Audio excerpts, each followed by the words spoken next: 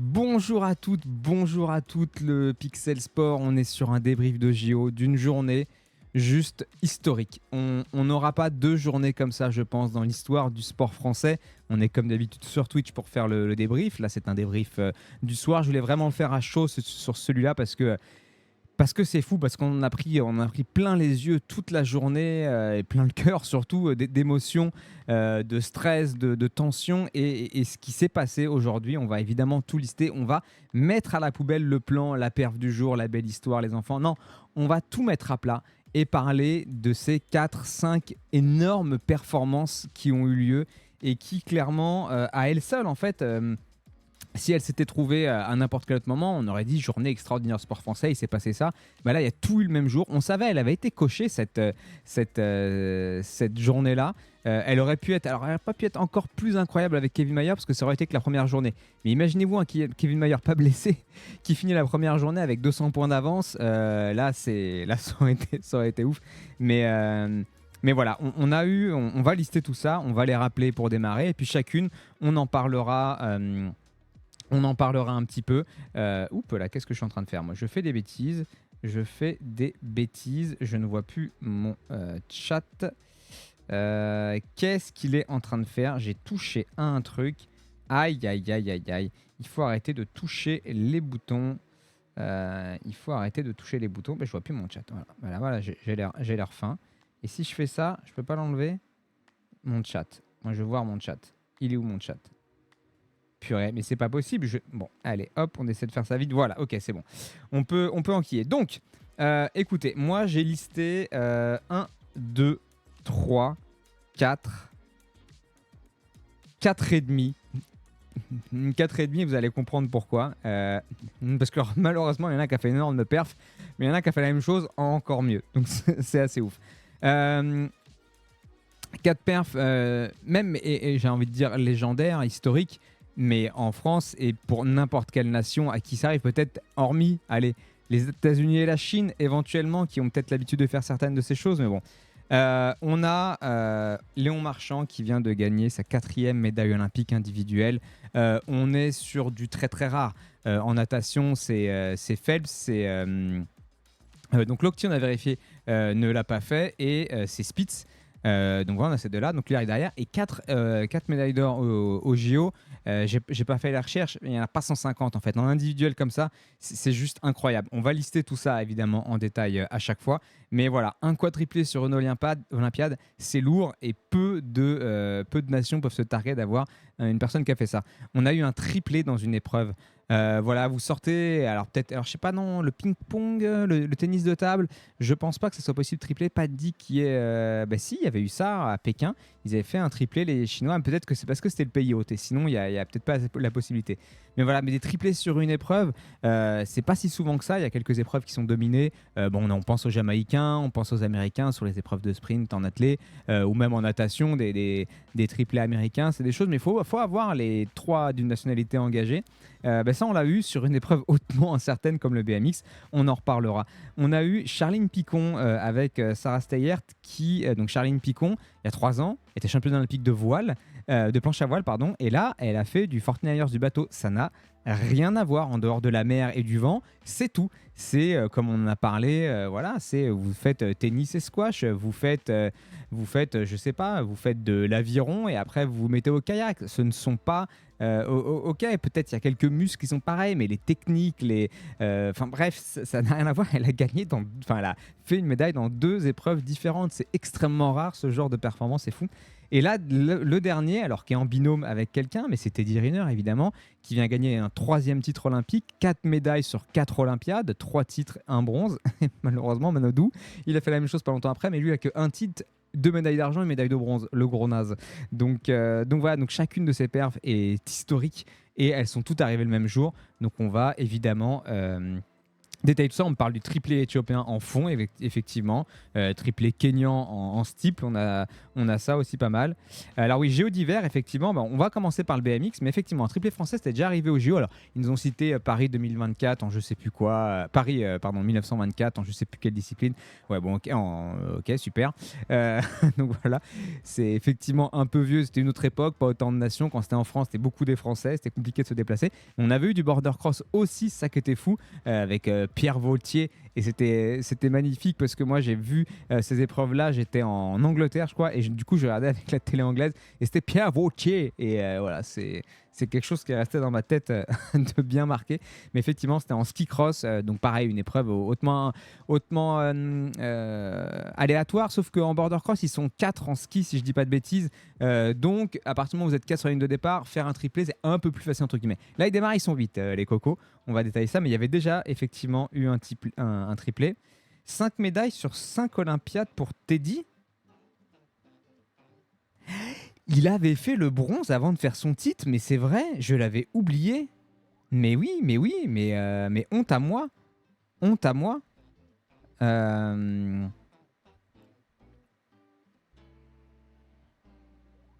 Attendez, 4 titres. Attendez, je me suis trompé. Non, c'est ça, il y a 3 or et 2 bronzes. Voilà, tu m'as fait douter. Mais le deuxième, j'avais complètement oublié le bronze d'avant. Westmuller, je sais pas s'il a fait 4 titres sur une Olympiade. Faudrait vérifier. Salut Regal qui est arrivé aussi. Faudrait vérifier ça, effectivement. Ouais, j'avais complètement mis, donc plus fort que Manodou, effectivement. Effectivement. Ok, donc bref. Donc on a dit qu'on commençait par le BMX. Lançons-nous là-dessus. Donc Joris Daudet, Sylvain André et Romain Mathieu. Bah tiens, j'ai la petite image des trois. Parlons un peu de ce titre. Les mecs arrivent, sont assez favoris. Il y a les séries hier, ça se passe très bien. On fait les demi et là, ils écrasent les demi. Ils gagnent, ou ils font 1 et 2 parce qu'ils étaient 2 sur une demi. Joris et Sylvain, ils étaient tous les deux dans la même série. Ils ont vraiment marché sur l'adversaire. Les départs, c'est très particulier le BMX où il faut faire vraiment un départ exceptionnel pour passer très vite devant. Et une fois que vous êtes devant, vous n'êtes pas dans la masse. Et a priori, c'est tout droit jusqu'au bout. Vous êtes tranquille. Mais le démarrage, là, ça paraît un petit peu. On est sur du niveau de pistard, en fait, de cyclisme sur piste, tellement c'est violent, c'est puissant le démarrage. C'est des gars qui font alors beaucoup de vélo, mais qui font énormément de musculation. Voilà, c'est vraiment une puissance brute pour arriver à démarrer et à comme ça bien se placer pour être tranquille. C'est extrêmement court, c'est une trentaine de secondes. Donc voilà, vous avez l'incertitude de bien vous placer, donc de bien démarrer, un temps de réaction correct, bien se placer, frotter, ne pas tomber, ne pas se faire accrocher sur aucune des manches pour avoir des bonnes places pour la finale, voilà, pour bien se positionner. Et donc voilà, ça parlait, les 3 étaient favoris, pouvaient faire des médailles, mais un triplé, c'est pas que c'était inenvisageable parce qu'on savait que ça avait le niveau, mais sur une épreuve aussi aléatoire, où on peut s'accrocher, où on peut tomber, où il peut se passer plein de choses, on s'est dit non mais c'est pas possible. Et là, démarrage supersonique de Joris. Sylvain bien placé, et là Romain Mailleux qui clairement a frotté de bout en bout avec le Suisse là juste derrière. Il c'était vraiment chaud, et 2 virages de la fin, il arrive à faire l'intérieur et à donc finir 3e. Et l'arrivée, c'était 1, 2, 3, c'est jamais arrivé en sport co, dit Mimi Molette. Donc, ouais, un 6 sur 6 sur les manches. J'avais un doute, il y en avait une qu'on n'a pas tout à fait vue. Donc, je sais que moi, j'en ai vu 5, les 5 c'était bon. Et la dernière, je voulais pas m'avancer, merci de la précision. Donc, truc de fou en fait, parce que les mecs. Les mecs arrivent à... Pourquoi ça bip dans tous les sens, je sais pas, bref. Les mecs arrivent à rester placés devant, et moi, ce que j'ai trouvé donc extraordinaire, au-delà de l'émotion de la course, etc., les gars arrivent, se retournent, et ils étaient vraiment comme... tout premier degré. C'est bon, ouais, on a fait... Enfin, en se retournant tout de suite, Joris, il a regardé où sont les copains, et les 3 ont eu un moment de se regarder de... Ouais, donc on est tous notre premier, c'est trop cool, ils se sont sautés dans les bras, et après, ils ont célébré. Et en fait, comme en plus ils avaient les masques au début, et puis c'est pas des... Autant Joris Daudet, moi je voyais bien sa tête, parce qu'on en reparlera un petit peu, mais on le voit depuis un moment. On était là, on savait plus, et ils célébraient tous comme s'ils avaient gagné. Les gars, on n'avait rien à faire d'être 1, 2 ou 3, et c'était juste, mais refait d'être tous les 3, et limite, ils auraient fait 1 et 2 et l'autre 4e, je pense qu'ils auraient été contents, mais ils auraient été un peu ah ouais, c'est dommage pour le copain, on est déçu, il peut passer les raies avec nous. Là, c'était mais j'allais dire naïveté, je sais pas si c'est le bon terme, en tout cas complètement pur comme émotion de joie d'être tous les trois, d'en avoir rien à faire, quelle est la place, juste on est refait. À la fin, il y avait l'interview et Sylvain qui disait ouais non mais voilà, mais c'est Joris, c'est le papa, j'étais derrière, mais il y avait la victoire, mais j'y pensais même pas en fait. Je voulais juste qu'on soit tous les trois et je voulais juste qu'il gagne. Et c'était ouf, de vivre ça. But français en plus. Alors, en plus, on éclate l'Argentine en quart de finale, mais écoutez, c'est incroyable. Donc c'était fou. Et donc Joris Daudet, parlons-en un petit peu, parce que c'est un gars qu'on suit à chaque Olympiade finalement. Ça fait une dizaine d'années qu'il est là, qu'il est favori, qu'il gagne les X Games, qu'il est champion du monde, qu'il a des titres qu'on dit il y a une chance de médaille, c'est Joris Daudet en BMX. Et à chaque fois, il se passe quelque chose. Il y avait malheureusement eu une chute avec une blessure assez grave à Rio. Le pauvre, ça avait été vraiment compliqué. On s'était demandé d'ailleurs, lui s'était demandé s'il allait continuer, etc. Et puis il y avait eu à Tokyo, alors là c'était... il était bien dans sa course, parce qu'il n'y a jamais eu de médaille en BMX masculin. Il y a un cheveu ici. Il n'y avait jamais eu de médaille en BMX masculin jusque-là. Il y avait eu une Caroline Chausson chez les femmes, mais il n'y avait jamais rien eu chez les hommes. Et là, à Tokyo, en place pour la médaille, et il chute dans un virage tout seul, sans un truc qui n'arrive jamais, encore moins à lui. Et ça, c'était... c'était déchirant parce que ça n'a pas l'air terrible le débit là. Non, ça va. Vous me dites si jamais ça saute là, mais sinon vous me diriez, je pense que s'il y avait des soucis au niveau du réseau. Mais ouais, donc voilà, donc de le voir y arriver enfin, un petit peu à la manière de Pauline Ferrand-Prévot, qui avait pas mal de déconvenues sur des preuves, soit des défaillances physiques, soit des chutes, soit de la malchance avec des crevaisons. Et ben là, de le voir tout en haut, ça fait bougrement plaisir.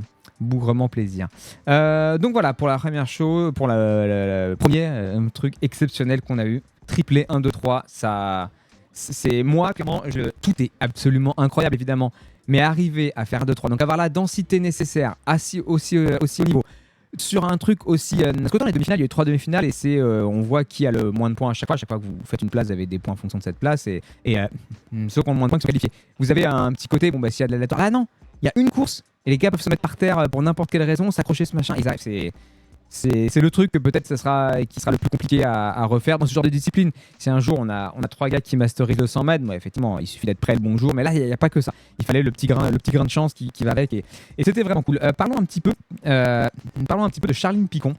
Parce que je pense que des gens étaient passés un peu au travers. J'en avais parlé dans mon récap il y a 2 jours. Alors, j'ai pas fait de récap hier, il s'était pas passé grand chose. J'avais pas beaucoup de temps. Il faut un peu se reposer. Tous les jours, c'est quand même du taf.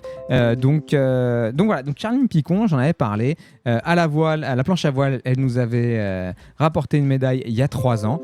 Voilà. J'ai l'impression que c'est ma connexion internet qui fait des petits soubresauts. Le son, c'est compliqué. Ah là là là là. Mince, ça m'embête ça. Ça m'embête. Ah ouais, j'ai l'impression qu'il y a des... Là, c'est un problème de débit pour le coup. C'est pas un problème de micro comme j'ai parfois, enfin de saturation de la RAM ou du processeur. Là, on est vraiment sur un problème de débit internet et c'est pour ça que ça fait tout doudoum dans ma tête systématiquement. Bon, écoutez, moi je vais continuer pour mon replay et dommage. Ouais, non, la Twitch est mort. Bref. Je continue comme si de rien n'était. Et donc on parlait donc de Charline Picon, donc qui gagne à la voile, planche à voile. Et voilà, la planche à voile, c'est quand même assez technique. Ça demande une certaine donc, technique, mais aussi un physique qui va avec la technique, une certaine musculature et des gestes et voilà qui sont nécessaires, qui ne sont absolument pas les mêmes que quand on fait du bateau. Ils racontaient, quand elle a commencé, ils ne savaient même pas, elle ne connaissait pas les noms des cordes, de la coque, des machins, je ne sais pas ce qu'il peut y avoir comme nom dans le bateau, je ne m'y connais absolument pas. Et elle était vraiment novice complet, quoi. Elle s'est dit, je me lance là-dedans. Et écoutez, avec sa partenaire, Sarah Steilert, elles ont elles ont fait juste plusieurs régas pendant quelques jours de haute volée.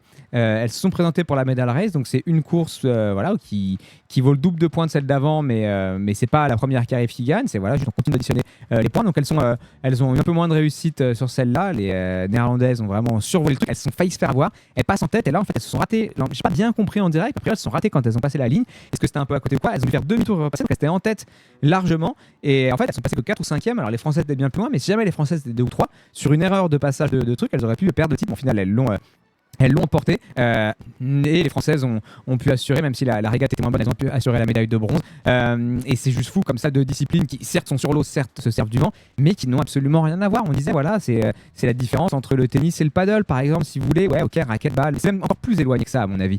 C'est vraiment plus éloigné que ça. Je pense que la comparaison aviron-canoë, elle est pas mal. Où effectivement, canoë, vous aurez besoin de canoë en ligne, je parle. Vous aurez besoin d'une musculature à peu près pareille. Il faut savoir pagayer. Là, il faut savoir sentir le vent. Il y a des choses clairement qui aident bien. Mais c'est tout à réapprendre et de retrouver un niveau mondial comme ça aussi rapidement, c'est vraiment incroyable, quoi. On le disait en introduction, ça se compte sur les doigts d'une main les personnes qui sont capables de gagner comme ça dans 2 épreuves. J'ai pas eu le temps de potasser malheureusement, je voulais vraiment faire le réact à chaud, mais peut-être j'en reparlerai demain. Mais voilà, des sportifs qui ont été capables de gagner dans deux disciplines aussi différentes. Et je parle pas de faire un 50 crawl et un 200 dos. Même si c'est assez différent, c'est de la nage, tous les pratiquent assez régulièrement, voilà, depuis tout le temps. Quand vous faites de la planche à voile, vous ne pouvez pas faire du 49er, quoi, c'est pas ça. Donc voilà, à la limite peut-être en athlée, on se dit c'est assis l'athlée, voilà, l'exemple était bon, c'est soit en hauteur et soit à la perche. On est sur quelque chose de, alors que le Twitch c'est complètement, donc je vais couper complètement le stream Twitch et puis je remettrai ça en replay, essayer d'avoir une bonne qualité à la fin. Bon, ça c'est un peu dommage de ne pas l'avoir en stream, mais j'ai au moins le résultat du sondage qu'on a fait pour savoir qui est le plus fort. On va regarder ça. Donc voilà, donc c'est le coup de la comparaison sans hauteur soit à la perche, c'est pas mal. Les deux, il y a une barre à franchir, c'est en athlétisme. Il y a une course d'élan et un saut à faire. Mais techniquement, vous êtes sur des trucs qui n'ont rien à voir. La technique de cheville, la propulsion, l'inversion, la synchronisation qu'il faut pour faire le Fosbury versus la perche, bien la planter, bien la manipuler, le choix de la perche tendue,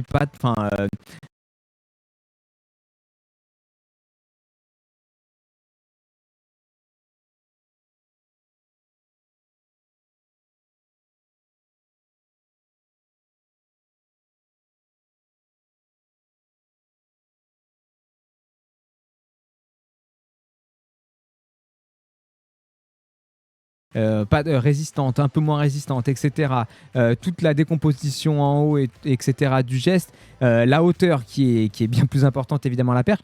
On est vraiment sur 2 choses radicalement différentes et être capable de faire les deux, c'est juste monstrueux à ce niveau-là. C'est vraiment monstrueux. Donc je voulais en parler parce que c'est quelque chose qui arrive très rarement de faire ça et c'est encore une fois arrivé ce 2 août, nouveau jour férié annoncé par Emmanuel Macron.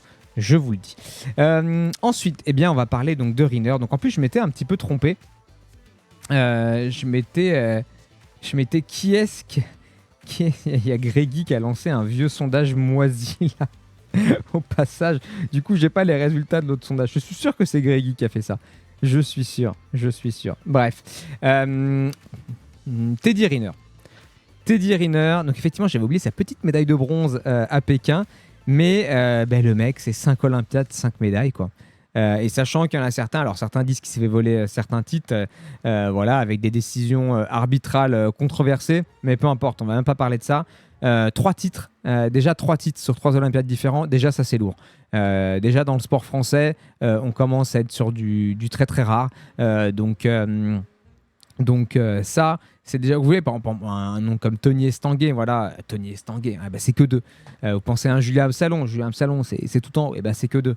Alors évidemment, on peut passer sur des handballeurs, sport co, où là c'est 3, mais effectivement, à la fois, les sport co, c'est des compétitions qui durent plus longtemps, etc. Mais vous n'êtes pas seul, vous avez des copains, vous pouvez être un peu moins bien à certains moments. Alors voilà, les handballeurs, il y en a comme Luka Karabatic qui ont de toute façon et tout le temps été énormes dans ces compétitions-là, mais ça vous vous êtes quand même porté par un collectif, vous n'êtes pas seul, donc c'est quand même un petit peu différent. Donc, on est sur des phénomènes extrêmement rares. Le mec, il a 5 Olympiades, 5 médailles, 3 médailles d'or. C'est juste incroyable dans une discipline, le judo en poids lourd qui est assez concurrentiel, qui est compliqué. Voilà, vous avez la pancarte. Vous êtes le favori au 100 mètres. C'est pas parce que vous êtes le favori que les coureurs, que ça va être plus dur pour vous de courir. Quand vous êtes le favori comme ça me fait penser un petit peu à Peter Sagan. Pour ceux qui s'y connaissent en vélo, quand Peter Sagan a commencé à arriver, quand il a commencé à gagner, pardon, on s'est dit ok, il est fort, il fait des coups, il part de loin, il nous surprend, et voilà. Et petit à petit, il a gagné un titre de champion du monde, 2 titres, 3 titres, commencé à gagner énormément de classiques. Bon, avant qu'il ait 3 titres de champion du monde et plein de classiques, on a commencé à dire ok, lui il est super fort. Si jamais je fais une attaque ou quoi et que j'ai Peter Sagan avec moi derrière, je vais peut-être pas rouler parce qu'en fait le gars soit il peut partir à 2 km de l'arrivée, soit il peut me régler au sprint. Le mec avait une pancarte énorme dans le dos en fait, on l'attendait, on regardait ce qu'il faisait et tout le monde le marquait, il pouvait pas bouger parce que tout le monde le regardait. Si quelqu'un attaquait, on disait tous vas-y Peter, c'est à toi d'aller chercher, c'est toi le meilleur, donc vas-y. Et donc en fait ça a été ça toute la deuxième partie de sa carrière et c'est extrêmement compliqué de gagner quand vous êtes comme ça. Et Teddy Riner, ça me fait penser à ça. Donc le mec a des victoires consécutives, je sais pas, quelqu'un dit plus de 150 victoires consécutives.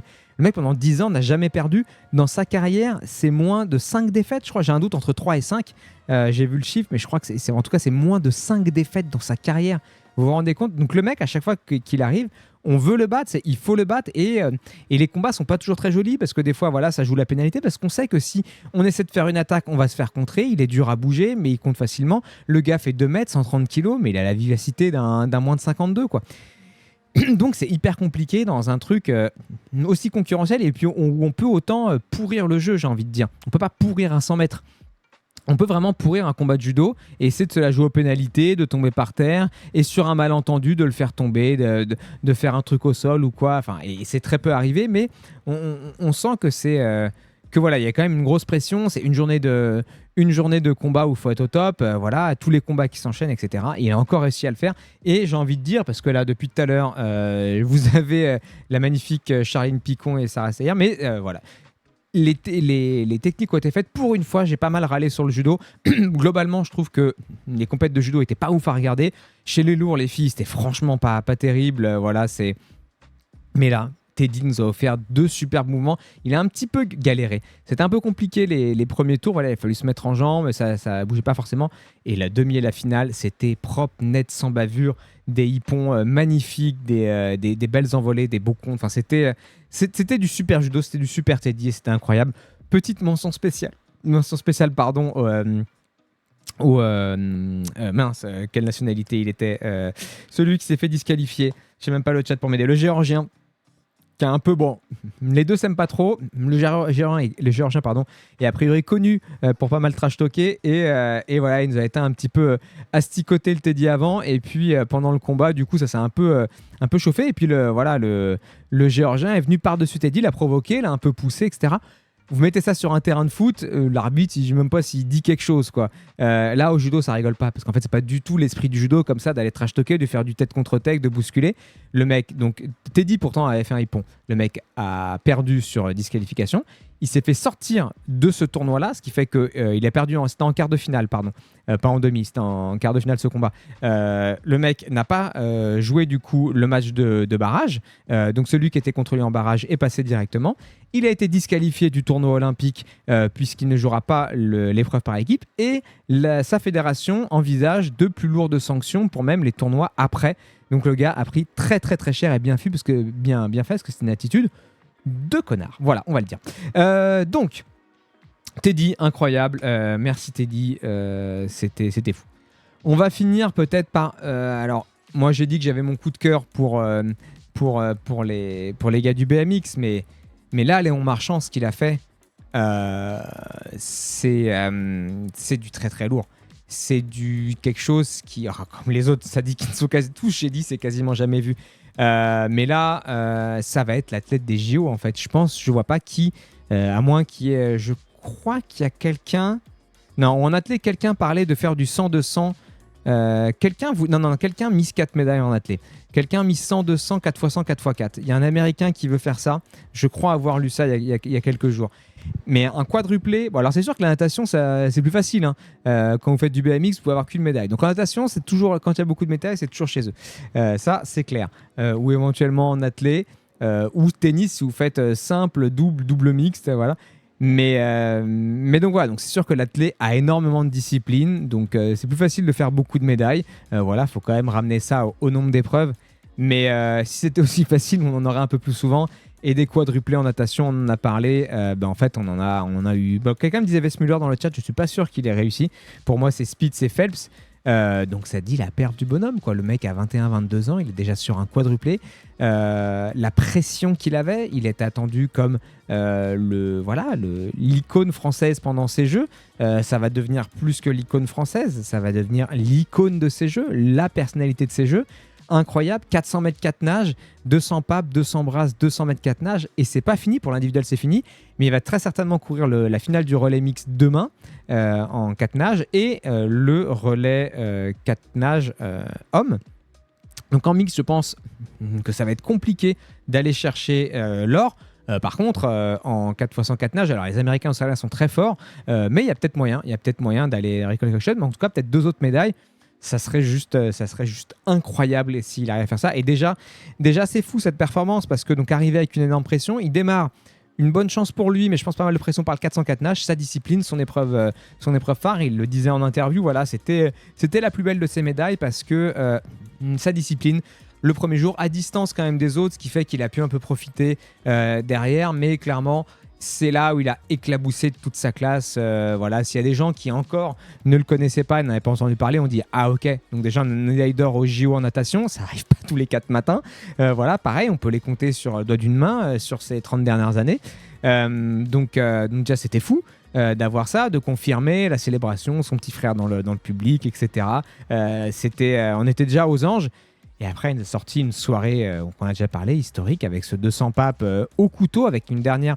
Et c'était peut-être la course, je pense, dont on va tous le plus se souvenir, parce que c'est celle qui était le plus serrée. Là encore, le 204 nages ce soir, il est tellement fort qu'il a mis une bonne distance, mais le 200 papes, il était derrière, très loin derrière, à 75 mètres, derrière à 50 mètres, un peu moins derrière à 25 mètres après sa coulée, et quelques mouvements. Et puis la fin du pape, c'était juste... C'est les souvenirs qui nous font hurler quand on voit ça, parce qu'effectivement l'émotion est un petit peu moins enfin pas l'émotion, mais le stress et la tension sont un petit peu moins élevés, comme le 204 nages de ce soir où finalement il fait un premier bon 50 papes mais c'est serré, il fait une coulée de dos, il met déjà un demi-corps aux autres, il finit le dos bien. Et après, il fait sa coulée de brasse et la brasse, et il y a un corps d'avance. Et c'est terminé, parce que même si sur le crawl, il y en a qui sont meilleurs, ils ne peuvent pas revenir, parce qu'il refait déjà une coulée. Il est sorti de sa coulée, les gars étaient 2 mètres derrière, il sort de sa coulée, les gars sont déjà sortis de leur coulée, en fait. Il sort après les gars qui sont pourtant, qui sont pourtant derrière lui, quoi. Donc il va plus loin, et voilà, il était pas loin du record du monde, 6 dixièmes du record du monde, 6 centièmes, pardon. Ça aurait été encore plus incroyable. Mais on n'a pas besoin de ça. Ce qu'il nous fallait, c'est les titres, les records du monde. Il les battra plus tard. Le mec a à peine plus de 20 ans, 21, 22, j'ai un doute. Et il a déjà 4 titres olympiques. Il est déjà tout en haut dans le panthéon du sport français. On en parlait il y a quelques jours. À la table, il y a Zidane, il y a Platini, il y a Tony Estanguet, il y a Tony Parker, il y a David Douillet, il y a Teddy Riner. Léon Marchand, en une Olympiade, il a dit bonjour les gars. Est-ce que c'est possible d'avoir un supplément frites ? On en est là, en fait. C'est... Comme je disais, il n'y a pas de mots, c'est compliqué de dire des choses, des lieux communs qui ne vont pas être dits par tout le monde, tellement c'est unique et incroyable. Et c'est le visage du sport français, on espère pour de longues années. Donc comme je l'ai dit, on a tout mis à la poubelle, hein,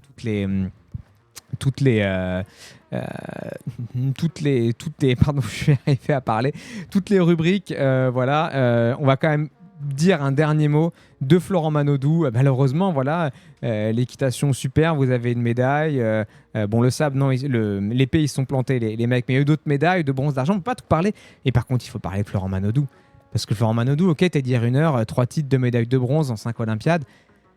Oui, Florent Manodou, c'est moins fort. Mais quand même, sur 4 Olympiades, sur un 50 mètres, bordel, le 50 mètres en natation, c'est extrêmement compliqué. Il faut un temps de réaction de dingue, une super coulée, une reprise de nage parfaite et pousser très fort sur les 15 derniers mètres. Et c'est déjà une touche. Et tout ça, c'est extrêmement technique. Et vous condensez énormément de technique sur 21-22 secondes de course. Et à ce petit jeu-là, le mec, sur 4 Olympiades consécutives, fait 4 médailles.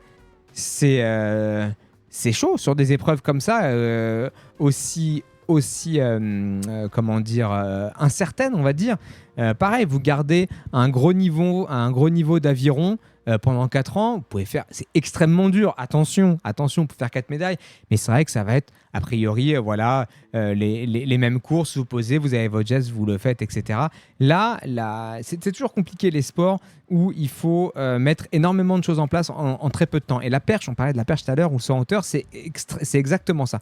La perche, vous faites votre course et après, entre le moment où vous posez votre perche et le moment où vous passez de l'autre côté, vous avez 3-4 secondes dans laquelle il y a 1000 gestes techniques à maîtriser qui prennent des années, qui sont extrêmement compliqués. Le 50 mètres, on est là-dessus. On a l'impression que c'est un truc de bourrin à tourner les bras, mais c'est hyper précis. C'est à chaque fois des mini-détails et si vous passez à côté, eh bien c'est dehors. Parce que là, entre la 3e et la 8e place, il n'y a même pas un dixième. Il n'y a même pas un dixième entre la 3e et la 8e place. C'est-à-dire qu'il y a un truc qui ne fait pas correctement et c'est 8e. Et on dit, ouais, bah, Florent Manodou, c'était l'Olympiade de 3, alors que le mec a été quand même encore en finale olympique. Donc j'ai pas d'image pour ce bon Florent. Mais voilà, on va dire un titre surprise en 2012 à Londres, parce qu'effectivement, il était tout jeune, on ne connaissait pas le petit câlin à sa sœur Laure en dehors du protocole derrière. C'était fou. Il revient 4 ans après, il se fait battre par un papy, voilà, lui qui était venu pour confirmer, alors qu'il avait lui-même battu un papy. Quand je dis un papy, c'est un mec qui avait plus de 30 ans, hein, bien sûr. Mais voilà, il avait lui-même battu le favori, voilà. Et puis lui, il arrive après, il se fait taper par le mec comme ça, un petit peu plus vieux, le vieux briscard Aimé fait argent. Argent de nouveau à Tokyo, alors qu'entre les deux, il y avait eu la pause handball. Il me semble que c'était entre 2016 et 2021. Ouais. Il y avait la pause, natation, c'est fini. Il revient et puis là, il nous refait ça 3 ans après à Paris. Waouh! Enfin, juste patron, quoi. Porte-drapeau en plus. Donc, il avait beau dire pas de pression, c'est normal. Ouais, je pense que il y avait une grosse pression, il y avait une attente et c'est trop bien de l'avoir vu comme ça. Faire une belle course. Maxime Grousset s'est retiré pour se concentrer sur son pape et il a eu raison parce qu'il est en finale. Il a fait une grosse demi. Donc on avait juste un Français à regarder, mais c'était hyper plaisant. Voilà pour ce débrief. Cette journée, le 2 août, clairement 2024 restera dans les mémoires comme voilà, jour de fête nationale. Moi, je pense que je prendrai un jour de congé tous les ans le 2 août. En plus, c'est l'anniversaire de ma maman. Donc voilà, je pense que tous les ans, on se souviendra de ça parce que c'est 4 événements, 4 et demi. Évidemment, c'est pendant les JO, donc ça n'arrive pas tout le temps, mais dans la performance, même si vous prenez sur les championnats du monde, ce qui s'est passé, c'est pas des trucs qui arrivent si souvent que ça. C'est tout arrivé le même jour, hasard de la programmation, mais nous, ça nous fait vivre une fin d'après-midi, début de soirée absolument légendaire. J'attends des tonnes de commentaires pour dire ce que vous en avez pensé de cette journée. Qu'est-ce qui vous a marqué? J'ai malheureusement pas le résultat du chat parce que Twitch m'a claqué dans les doigts au moment de voir. Donc on ne saura jamais ce qu'en pense la commune, mais vous allez me dire tout ça en commentaire. Je vous souhaite à tous une bien bonne journée. On n'a même pas fait qu'est-ce qu'il faut regarder demain, mais voilà, il y avait tellement à dire que je ne veux pas non plus tirer la vidéo trop longtemps et voilà, rester